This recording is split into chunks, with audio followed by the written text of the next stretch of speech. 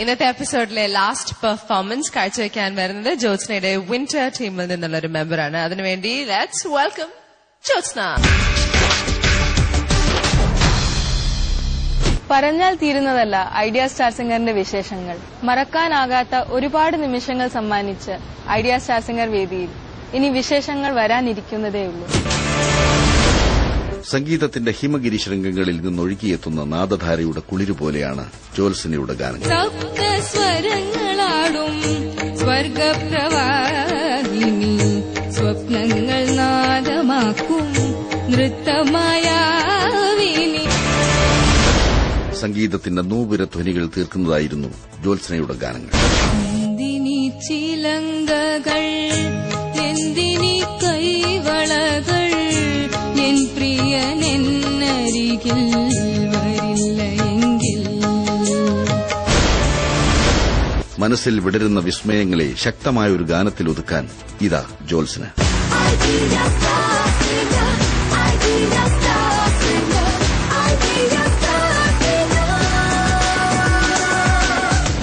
ടഫായിരുന്നോ remix select ചെയ്യാൻ? ജ്യോത്സ്ന ചേച്ചി select ചെയ്താണ്. ഓ, ജ്യോത്സ്നയുടെ സെലക്ഷൻ ആണ് അല്ലെ.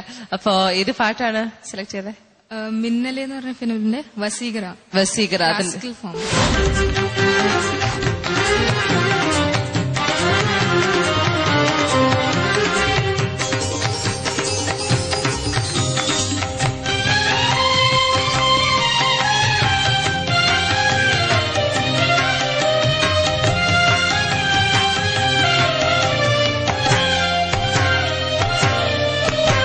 வசீகரா என் நெஞ்சினிக்க உன் பொன்மடியில் தூங்கினால் போதும் அது கணம். என் கண்ணுறங்கா முன் ஜென்மங்களின் ஏக்கங்கள் தீரும்.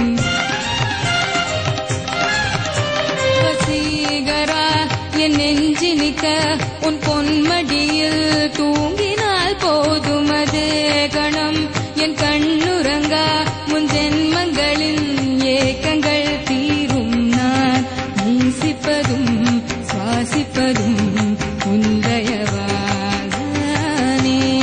ஏங்குகிறேன் ஏங்குகிறேன் உன் நினைவா நானே நான்.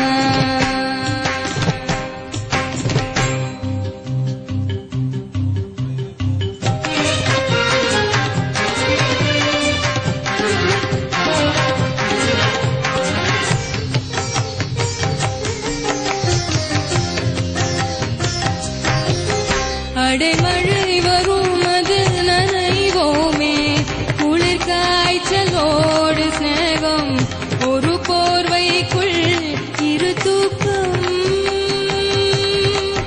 குழு குழு பொய்கள் சொல்லி என்னை வெல்வாய், அது தெரிந்து கூட அன்பே மனமதையேதான் எதிர்பார்க்கும்.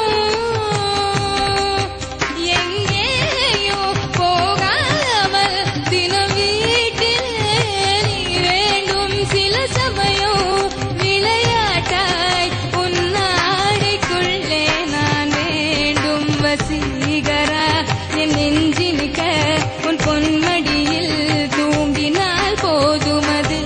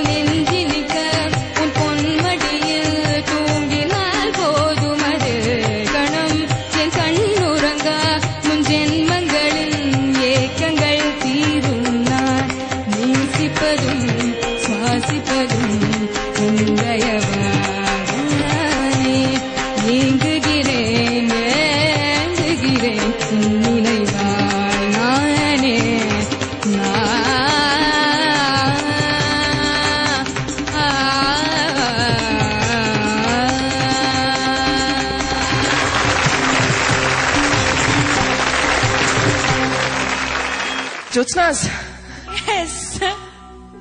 amazing, ma. I have nothing else to say. I mean, എനിക്ക് പാടിയത് എങ്ങനെ അതിനെ കുറിച്ചൊന്നും അറിയില്ല. പക്ഷെ ആ ഒരു പാട്ട് തുടങ്ങിയ മുതൽ അവസാനം വരെ ഞങ്ങളുടെ എല്ലാവരുടെയും ഫേസിൽ ഒരു ഗ്രിൻ പ്ലാസ്റ്റേഡ് ആയിരുന്നു. പിന്നെ ആ ഒരു എനർജി ലെവൽ, പിന്നെ ജ്യോത്സ്നയുടെ ആ ഒരു comfort singing style, everything, song selection, what not. പക്ഷെ നന്നായോ ചീത്തയെന്നൊന്നും ഞാൻ പറയില്ല, ഞങ്ങളുടെ അഭിപ്രായം മാത്രമാണ്. എനിക്കൊരു പേടി അവര് വേറെ വല്ലതും മറിച്ച് പറഞ്ഞാലോന്ന്. പക്ഷെ Jyotsna, tell me how you feel. I am so proud of her. അയ്യോ, മാർക്ക് എങ്ങനെയാവുമെന്ന് എനിക്കറിയില്ല, but I M so happy. അപ്പൊ ഹോപ്പ്ഫുള്ളി നമ്മൾ കാത്തിരിക്കുന്ന ജ്യോത്സ്നയുടെ ആ പെർഫോമൻസ് ആണോ ഇല്ലയോ എന്ന് അറിയാം.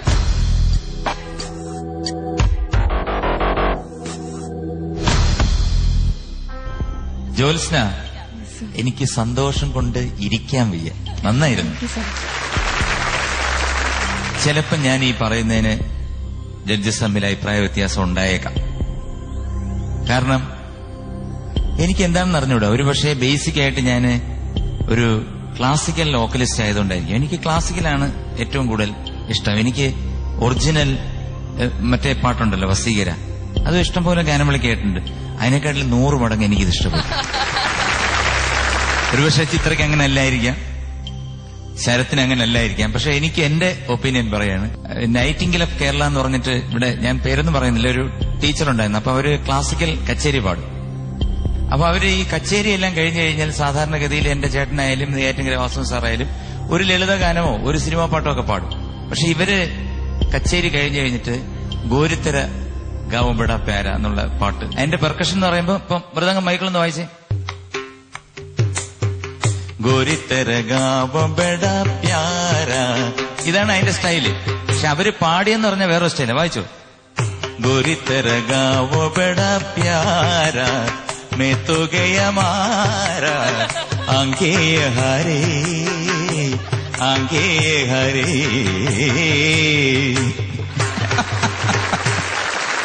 അപ്പൊ അതൊക്കെ എനിക്ക് പണ്ട് ഓർമ്മ. അപ്പൊ അതിനൊക്കെ വലിയ കൈയടിയൊക്കെ ആയിരുന്നു അന്ന്. അവര് ആ ഒരു സ്റ്റൈല് ക്രിയേറ്റ് ചെയ്തെന്ന് പറഞ്ഞ പോലെ ഇത് വേറൊരു സ്റ്റൈല്. നന്നായിട്ട് പാടിയതേ ഞാനൊന്നും എഴുതിയിട്ടില്ല. 2 സ്ഥലത്തൊക്കെ ഇച്ചിരി ശ്രുതിയൊക്കെ അങ്ങോട്ടും ഇങ്ങോട്ടേ പോയുള്ളൂ.